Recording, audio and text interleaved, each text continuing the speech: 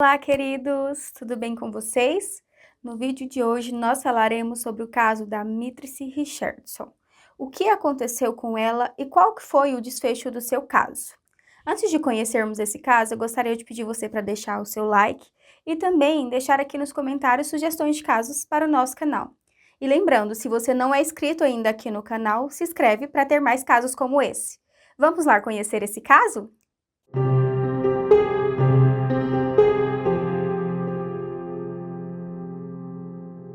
Myrtrice Lavon Richardson nasceu em 30 de abril de 1985 em Los Angeles, na Califórnia.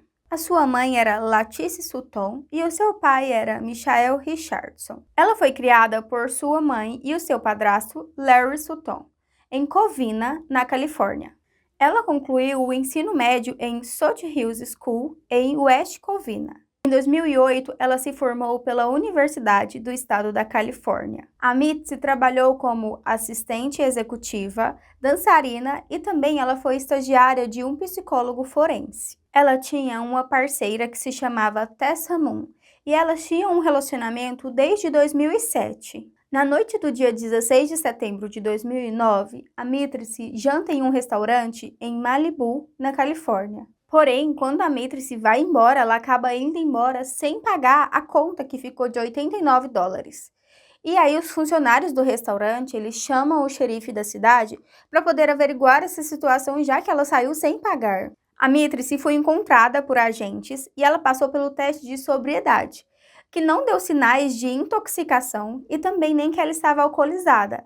Mas ela acabou sendo presa por não ter pago o restaurante e também porque eles encontraram uma porção pequena de entorpecentes com ela no seu carro.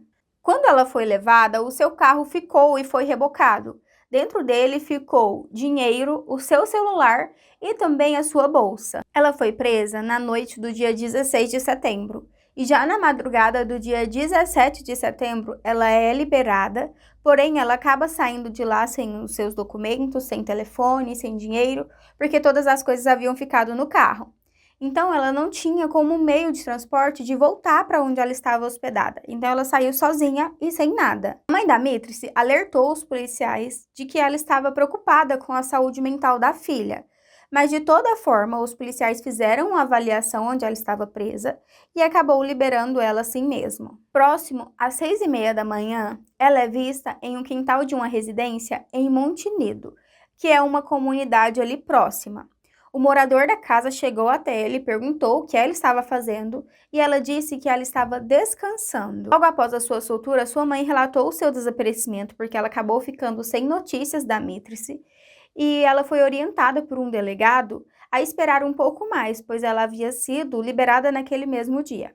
As buscas começaram entre o dia 17 de setembro de 2009 até janeiro de 2010. Em janeiro de 2010, cerca de 300 voluntários ajudaram na busca pela Myrtrice, mas nada encontraram. A família de Myrtrice continuou buscando por ela, mesmo quando as buscas já tinham se esfriado um pouco. Eles procuraram mais por conta própria entre janeiro e junho de 2010.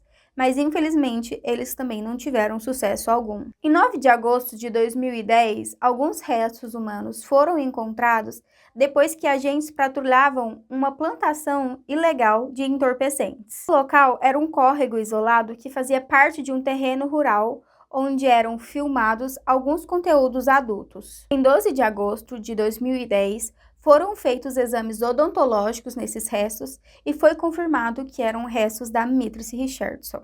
A polícia determinou que não há evidência clara de homicídio, mas que também a causa da morte ainda não foi estabelecida. A família de Myrtrice processou o departamento do xerife, alegando que eles foram imprudentes em liberar ela daquela forma, pois ela apresentava sinais de crise de saúde mental. Em 2011, a família dela entrou em um acordo extrajudicial de cerca de $900 mil, que ficaria 450 mil para cada um dos pais. Entre 2016 e 2017, o caso foi revisado para poder investigar se houve má conduta na investigação anterior ou então se teve má conduta dos policiais. Mas o caso foi concluído porque não havia evidências suficientes para poder processar os funcionários antigos ou os policiais pela soltura da Mitrice. A maneira como a polícia e o legista lidaram com os restos foi criticada, incluindo a remoção do corpo sem permissão formal da coroneria, atrasos na coleta de provas e falta de documentação adequada no local. O caso da Mitrice segue até hoje sem solução. Não houve nenhum suspeito e nenhum tipo de condenação. E a sua morte, até hoje, é classificada como indeterminada. A polícia do condado oferece cerca de $20.000 a $25.000 a qualquer pessoa que tiver informações sobre este caso. Bom, e esse foi o nosso caso de hoje. Eu gostaria muito de saber o que vocês acharam sobre esse caso. Deixe aqui nos comentários a sua opinião e a sua sugestão para novos casos aqui no canal. Eu vejo vocês no próximo vídeo.